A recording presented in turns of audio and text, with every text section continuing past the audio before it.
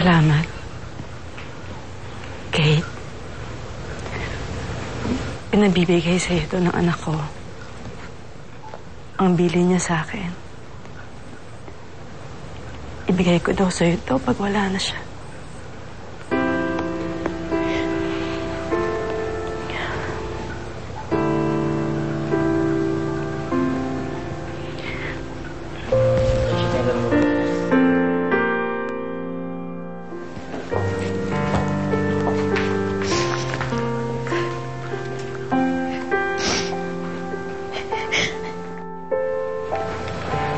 Matagal ko nang alam na mangyayari to, Kate.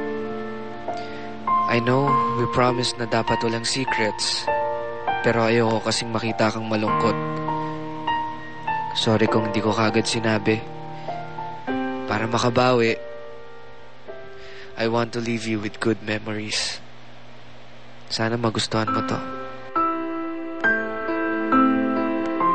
The first movie we ever watched together. Kahit na hindi ako mahilig sa Tagalog films, enjoy pa rin kasi kasama kita. Inubos mo naman yung french fries ko. Takaw talaga ng baby ko. Sayang, di na kita masasamahan dito. But I know, you'll do good. Ikaw pa. Kung bibigyan mo ako ng 10 more years, I'd still ask you to marry me.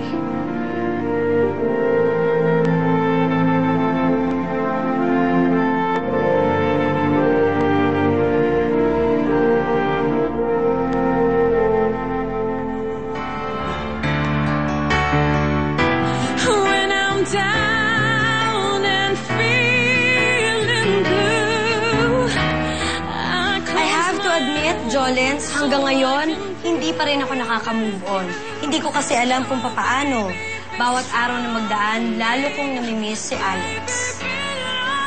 Please, Marvin, tell me what to do. Nahihirapan talaga ako.